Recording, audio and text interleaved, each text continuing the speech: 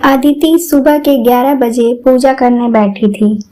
सुबह से ही उठकर वह रोज घर के कामों में लग जाती थी। सास सावित्री देवी टीवी देख रही थी और बच्चे स्कूल और अदिति के पति सोनू भी माँ के पास ही बैठकर मोबाइल चला रहे थे। आज सोनू के ऑफिस में शायद छुट्टी थी, इसीलिए वो घर पर ही था। तभी डोरबेल बजी। सावित्री जी झट से बोली, अरे अब दोपहर होने वाली है, अभी कौन आया है? तभी दोबारा घर में डोरबेल बजी। तभी सोनू बोला, अरे कब तक पूजा करोगी? देखो दरवाजे पर कौन है।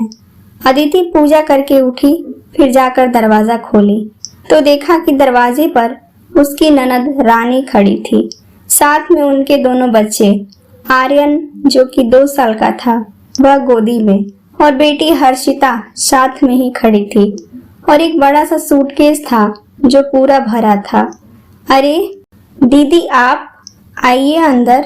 तभी अंदर से सास की आवाज आई, कौन आया है बहू दोपहर में? तभी सोनू बोला, अरे रानी दीदी आप अभी यहाँ बिना बताए एकदम से, कोई बात है क्या? और आप अकेली आई हो, जीजा जी नहीं आए आपके साथ? तभी अंदर से सावित्री जी भी आई और रानी ने अपने माँ के पैर छुए। हाँ खूब खुश रहो, पर बिना बताए क्या, कोई बात है क्या? सावित्री जी भी अपने बेटे के ही सारे प्रश्नों को दोहराने लगी। क्यों, क्या हुआ? अकेली क्यों आई? कोई बात है क्या? इतना सब सुनकर रानी कुछ नहीं बोली, बस आंखों में आंसू लिए वहीं चुपचाप सोफे पर बैठ गई। तभी अदिति हाथ में चाय की ट्रे और नमकीन लेकर आई और बोली, लीजिए चाय पीजिए। और आर्यन को गोदी लेकर बोली, आ गए आप नानी के घर? मुझे पहचानते हैं बेटा, मामी को? वह रानी के बेटे आर्यन को गोदी में लेकर उसे पुचकारने लगी। तभी हर्षिता रानी की बेटी बोली, मामी कुछ खाने को है? हाँ, क्या खाएंगी आप कहिए, आपकी मामी यूं बनाकर लाएगी आपके लिए।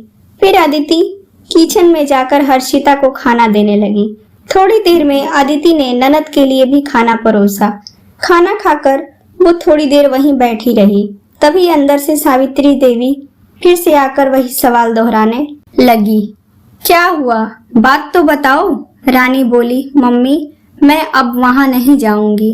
बिमलेश कुछ काम नहीं करते, ना कोई नौकरी ना कोई बिजनेस, और कभी कोई नौकरी करते भी हैं तो 15 दिन ड्यूटी करते हैं तो 15 दिन घर पर ही बैठे हैं। जो कमाते भी हैं उससे ज्यादा कि वो शराब पी जाते हैं।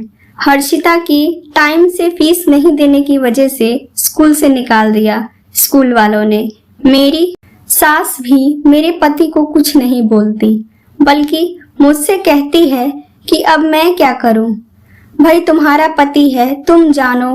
वो जरा भी इनको नहीं समझाती और मुझसे कहती है कि तेरे ससुर भी तो मेरी एक नहीं सुनते थे। मैंने भी तो कितने दुख काटे हैं। अरे दुख काटी हो तो अपने बेटे को नहीं समझाओगी, उसे सही राह नहीं दिखाओगी? या इसका मतलब ये ही है ना मम्मी कि मेरी सास मेरा घर बसाना नहीं चाहती, और ससुर जी उनकी तो पूछो ही मत, वो तो उस बुढ़िया की ही सुनते हैं, और वो तो कमाते हैं पर सारी तनख्वाह मेरी सास रखती है, पर मेरे और मेरे बच्चों को कुछ भी लेकर नहीं देती। आपको पता है 2 दिन से घर में सब्जी भी नहीं ला रही है और कहती है कि तेरा पति जाने तेरा हाल। मैंने तेरा ठेका थोड़ी ही लिया है। अब बताओ माँ, मैं क्या करूँ? मैं अगर अकेली होती तो दुख अपने ऊपर झेल लेती, पर 2 छोटे बच्चों को लेकर कहाँ जाऊं जब पति शराबी है, निकम्मा है, और सास ससुर को मुझसे मतलब ही नहीं है। तो मैं क्या करूं? और तो और वो मुझ पर हाथ भी उठा देते हैं, पर मेरी सास उन्हें कुछ नहीं कहती। वो मुझे ही बोलती है या फिर मुझसे कोई मतलब ही नहीं रखती। इतना कहकर रानी फूट फूट कर रोने लगी। तभी यह सब सुनकर सोनू बोला, देखो दीदी, जो भी है और जैसा भी है, अब तू वहीं रह, धीरे धीरे सब ठीक हो जाएगा। पर भाई, कहने में और करने में अंतर होता है। मेरी शादी 9 साल हो गई, मैं थक गई हूँ सहते सहते। अब मुझ में हिम्मत नहीं, मैं अब वहाँ नहीं जाऊंगी। वहाँ के लोग बहुत निर्दयी हैं। वहाँ मुझे समझने वाला कोई नहीं। मैं नहीं जाऊंगी वहाँ, मैं यहीं रहूंगी इसी घर में। इतना सुनते ही सोनू गुस्से से बौखला गया। क्या कह रही है दीदी? तेरा दिमाग खराब हो गया है क्या? इस महंगाई में मुझे मेरा और अपने परिवार का खर्चा चलाना मुश्किल हो गया है और तू यहाँ रहेगी? मैं तेरे और तेरे 2 बच्चों का भार कैसे संभालूंगा? अभी तक 9 सालों से रह रही थी तो अब क्या हुआ? जैसे भी रह वहीं रह। पर भैया वो मुझ पर पी कर हाथ भी उठा देते हैं, मुझे बालों से घसीट कर मारते हैं। भाई प्लीज, अरे इतना तो हर पति पत्नी में होता है। इसके लिए तू ससुराल छोड़ मायके में रहेगी? यहाँ हमारी बदनामी होगी। हमारे इज्जत का तो ख्याल कर। सावित्री जी बोली। जा बेटा सोनू, शाम को रानी को इसके ससुराल छोड़ा। नहीं मम्मी, आप प्लीज मेरे दुख को समझो। मैं अगर फिर वहाँ गई तो वो मेरे पति सास मेरी बिल्कुल भी इज्जत नहीं करेंगे। सावित्री देवी बोली। देख रानी, ससुराल में इतना तो सहन करना ही पड़ता है। यहाँ रहकर भाई पर बोझ मत बन, उसका भी परिवार है। जा चली जा, शाम को वहीं रह, धीरे धीरे सब ठीक हो जाएगा।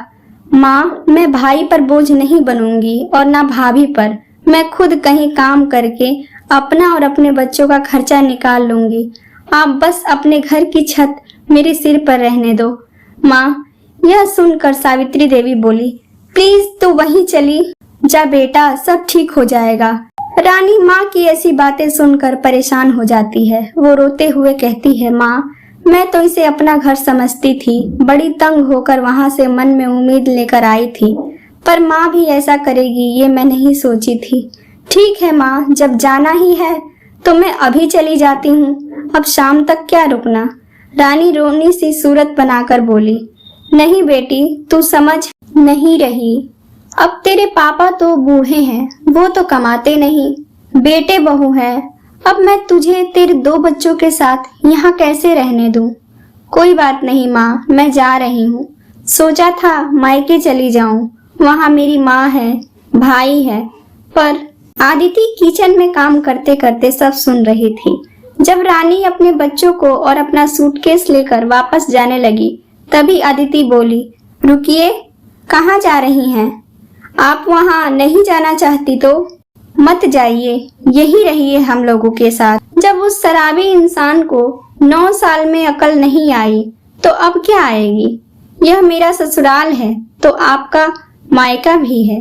पति निकम्मा, शराबी जो अपने परिवार बच्चों को नहीं समझे, सास ससुर जो बहू को अपने घर की इज्जत ना समझे, नाती पोते से कोई मतलब ना रखे, ऐसे कसाई लोगों के बीच क्या रहना? आदिति बोली। पर बहू, खर्चों का क्या होगा? इतना खर्चा? मम्मी जी, रानी दीदी ने कहा ना वो कहीं नौकरी करेंगी, अपने बच्चों को पढ़ाएंगी, तो आपको क्या सोचना है? और मम्मी जी, ऊपर वाला कमरा जो किराए पर है उसे मैं खाली करवा दूंगी, यहाँ दीदी रहेंगी। और जब इनके ससुराल वाले इन्हें यहाँ आकर नहीं ले जाएंगे इज्जत के साथ, तब तक ये यहीं रहेंगी। इनकी सास को जब अपने बेटे की गलतियाँ नहीं दिखती तो रखें अपने बेटे को अपने पास और झेलें अपने शराबी बेटे को। तब उन्हें अपनी गलती का पता चलेगा कि बेटे को ना सुधार कर दूसरों की बेटी से शादी करवाकर अपना पल्ला झाड़ लेती हैं ऐसी सासें।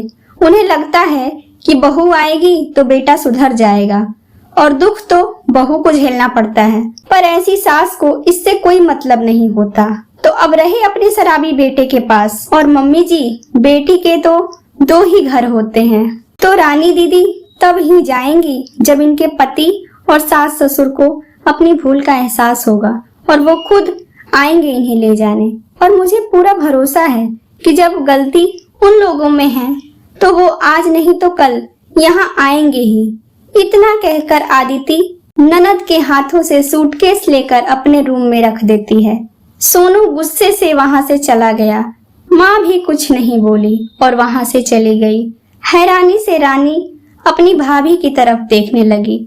उसे याद आने लगा कि कैसे वो अपनी भाभी की झूठी शिकायतें माँ से करके माँ और भाई की नजरों में गिराने की कोशिश करती थी। उसकी माँ जब उसकी भाभी को पहले डांटती थी तो वो कितना खुश होती थी आज उसके अपने अपने नहीं थे, पर पराई भाभी जिसे वो हमेशा पराई ही बोलती थी, वो अपनी बनकर उसके दुख में खड़ी थी। वो अपने भाभी के गले लगकर उनसे अपनी गलतियों के लिए शर्मिंदा हो रही थी। दोस्तों, अगर आपको हमारी ये कहानियाँ पसंद आती हैं तो प्लीज आप हमारे वीडियो को लाइक करें, शेयर करें और कमेंट करके अपनी राय जरूर दें। और हाँ, हमारे चैनल को सब्सक्राइब करना बिल्कुल भी ना भूलें। धन्यवाद।